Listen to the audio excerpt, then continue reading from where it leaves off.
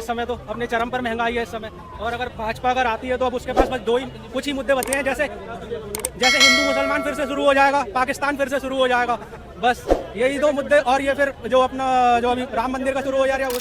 जनता मूरा का जो धर्म के नाम पर लड़ रही है, 14 में आपने सरकार बनाई, धर्म के नाम पर बनाई थी क्या? आपने विकास के मुद्दे पर बनाई थी ना? क्या हुआ विकास का? देखिए वोट का सिस्टम ही खत्म हो जाएगा। वोट हो गया, इसके बाद अगर आगे बोल दीजिए तो वोट भूल जा रही है आप लोग। लोकतंत्र खत्म हो जाएगा। हाँ बिल्कुल, चाइना वाला सिस्टम हो जाएगा, परेशान हो जाएगा।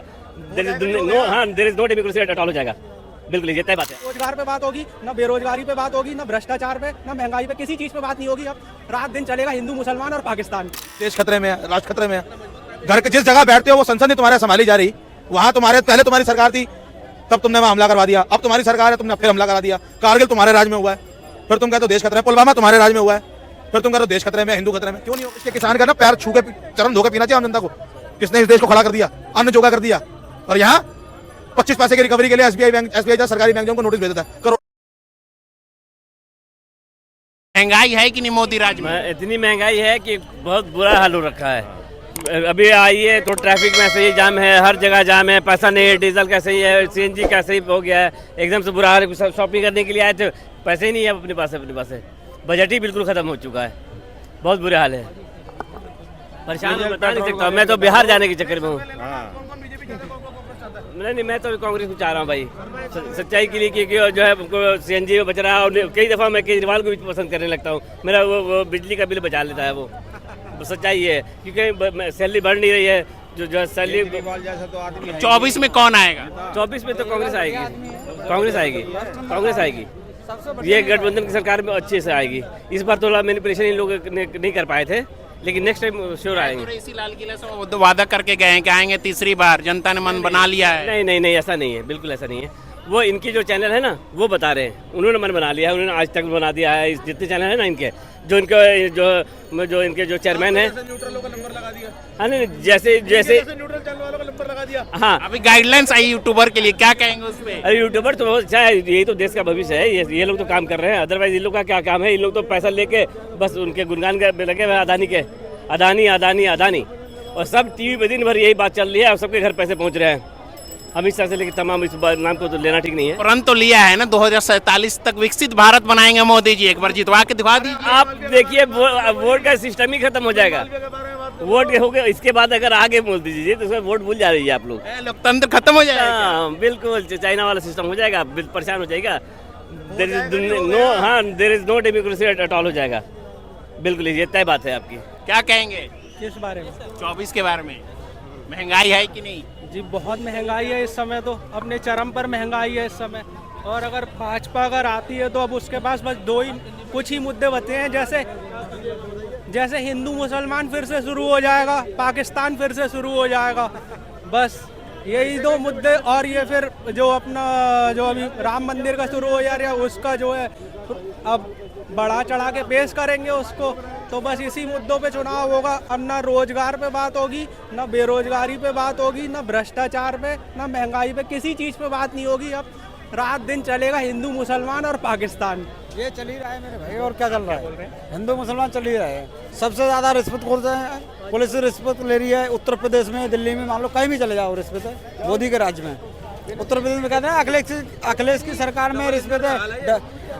अखिलेश की सरकार में यादव है, वो अपने भाई हैं, ये यादव भाई हैं का वो चल रही पुलिस वाले थे कि यादव ओम प्रकाश राजभरी। अभी एक बीजेपी पे इल्जाम लग रहा है कि हिंदू मुस्लिम करवा रही, क्या कहेंगे उस पे?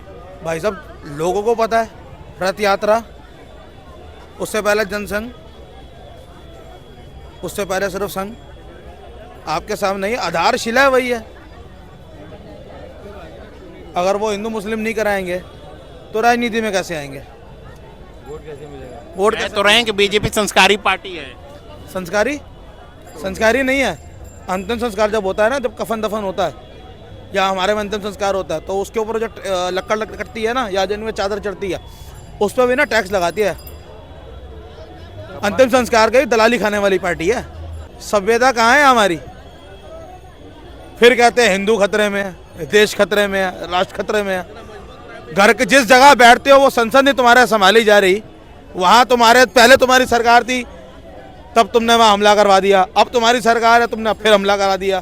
कारगिल तुम्हारे राज में हुआ है, फिर तुम कहते हो देश खतरे में, पुलवामा तुम्हारे राज में हुआ है, फिर तुम कह रहे हो देश खतरे में, हिंदू खतरे में। क्यों नहीं होगा भाई? सोते बच्चे को मैंने वीडियो देखी थी, एक कार्टून में थी, वीडियो में बाहर की थी।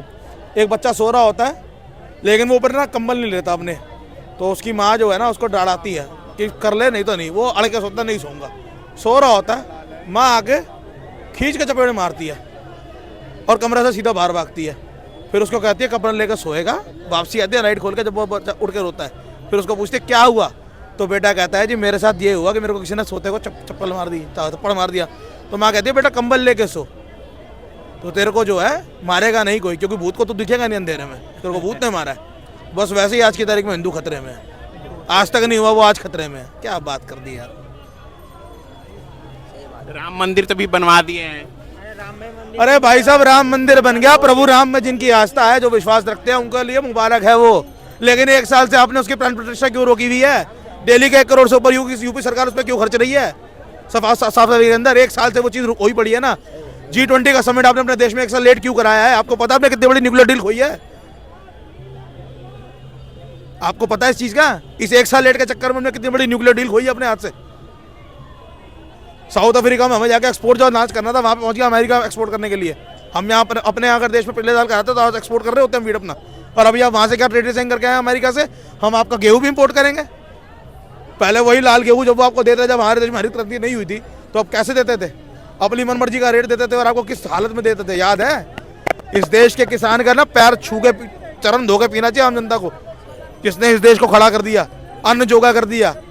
और यहाँ 25 पैसे की रिकवरी के लिए एसबीआई बैंक, एसबीआई जैसा सरकारी बैंक जो उनको नोटिस भेज देता है, करोड़ों रुपए खरीद देता है, और 11 लाख 1000 करोड़ रुपया व्यापारियों का माफ किया जा रहा है जो घोटाला कर रहे हैं। क्यों?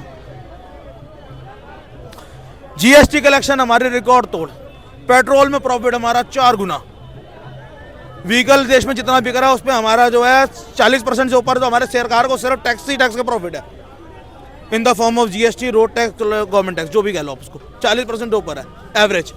अगर दिन में 1 करोड़ की गाड़ी हिंदुस्तान में बिकती है तो उसमें से 40 लाख रुपए मोदी सरकार को प्रॉफिट है। और दिन में कई हजार करोड़ की छोटी बड़ी गाड़ियां बिकती हैं, कई हजार करोड़ की। पैसा सब कहाँ जा रहा है? कह तो रहे कि देश की तरक्की में लग रहा है। फिर देश पे कर्जा क्यों पड़ रहा है भाई साहब? फिर कर्जा कम होना चाहिए हमारा, काम तो एक ही होगा ना। आपके थैला में इतना छेद है कि 1 रुपए का सिक्का उसमें से नीचे गिर सकता है बसक के, समझ रहे हैं?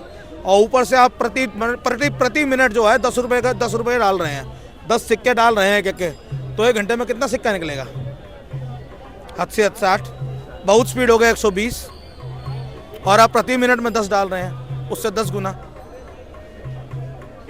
फिर भी झोला खाली है, फिर कहते हैं हम झोला उठा के चल देंगे। झोले का ही तो खेला है बाबू। क्या खेल है? क्या खेला देखो, आप करा लो। वही तो मैं आपसे फिर कह रहा हूँ, जिन क्षेत्रों, जिन राज्यों में, जिन सीटों पे, जिन कॉन्स्टिट्यूंसीज में आप जीते हो बहुमत से, आप वहां पे दोबारा चुनाव करा लो, मॉक चुनाव करा लो, ईवीएम पे करा, ईवीएम हटा के बैलेट पे करा लो। मुझे मॉक चुनाव में जीत के दिखा दो, सरकार आप ही की रहेगी एट प्रेजेंट जैसी है। आप मॉक चुनाव करा लो ना खाली, आप तो उस पर भी नहीं आ रहे। साच को आज का बस तो चिल्ला ही रही है कि बैलेट पेपर पे जो ऐसे करवाओ, लेकिन मानने के लिए राजी हो जब तो। कह तो रहे हैं ना कि कांग्रेस ही तो लाई थी ईवीएम। अरे लाई थी तो बेईमानी करने के लिए धोना लेके आई थी। वो तो लाई थी ईमानदारी के लिए कि जनता को सहूलत होगा, गिनती करने में सहूलत होगा, हर चीज में सहूलत होगा। लेकिन वो तो है यूपी का 1400 घर आप बोल रहे हैं, आप आंकड़ा दबा के बोल रहे हैं। घर तो 1400 ही है, लेकिन उसमें रहने वाली आबादी मैं 1400 घर के बारे में 50,000 से ऊपर की आबादी है। और वो भी उस जगह का तोड़ रहे हैं जहाँ पे राजनाथ जी खुद अपने हाथ से शिलान्यास करके गए थे। ये सड़क का मतलब वो अवैध सड़क का शिलान्यास करके गए थे। ये रामराज में चल रहा है, धांधली चल रही है, सरकार धांधली कर रही है। या तो वो गलत था या ये गलत है। सरकार की यूपी को विकसित बनाने के लिए हुआ जा रहा है। अरे भैया, एक रिवर व्यू बनाने से, रिवर पॉइंट व्यू बनाने से सिर्फ आपका नाम होगा, राज्य का विकास नहीं होगा। जितने क्षेत्रों के अंदर रिवर पॉइंट व्यू बने हैं आप देख लो, वहाँ कुत्ते ही हगरे होते हैं। सवेरे सवेरे मालिक लेके आते हैं, वही करोड़पति मालिक आते हैं और लेके कुत्ते को टहलाते हैं। हगना मूतना उसका उसी पुल पे होता है, उसी रिवर व्यू पॉइंट पे होता है। मालिक भी कई बार शराब पी के वहीं करता है। फिर उसमें विकास क्या कर रहे हो आप? 50,000 आदमी को ठंड के अंदर, जहाँ इससे बढ़िया तो इस देश की आवाम है ना भाई। औकात अनुसार 100-200 रुपये का 10-12 कंबल उठा करके हर हफ्ते देके तो आती है गरीबों को दान में कि भैया ठंड से मत मर जाना, जाड़ा में मत मर जाना। और ये जाड़े में सर से छत छीन रहे हैं। फिर कहते हैं हिंदू खतरे में। सरकार तो कह रही है अवैध कब्जा इसलिए हम खाली करवा रहे हैं। 1963 का जमीन का हलफनामा जो है वो व्यक्ति के पास, ठीक है, आप उसी का घर छोड़ दो ना, फिर वो तो कागज दिखा रहा है अपने। बाकी चलिए मूर्ख थे, एक पढ़ा लिखा उनमें था जिसने कागज संभाल लिया अपनी प्रॉपर्टी के, वो तो उसके पीछे का आपको पूरा कुर्सीनामा दिखा रहा है कि ये देखो जी इससे पहले इसकी थी, इसकी थी, इसकी थी, फिर उससे पहले इसकी थी। वो तो कह रहा मेरे पास सारा दस्तावेज पड़ा है, आओ हमसे लो, हमारा घर तो छोड़ो। उसका भी क्यों नहीं छोड़ रहे? वो भी बेचारा हिंदू ही है, वो तो फिर उसका तो छोड़ो। हिंदुओं की सरकार है ना, आप कहते हो हिंदू राष्ट्र के लिए काम कर रहे हो ना, तो उनको तो छोड़ो बेचारों को।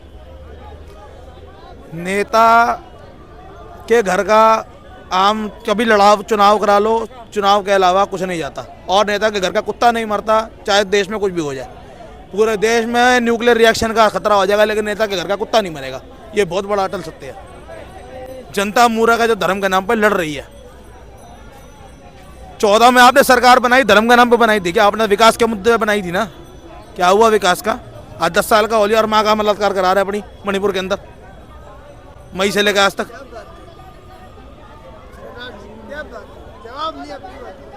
विकास तो कर रहे हैं ना, इसमें डंका बज रहा है। डंका नहीं बज रहा है, देश का घंटा बज रहा है, खतरे का घंटा कि बच लो, बच लो।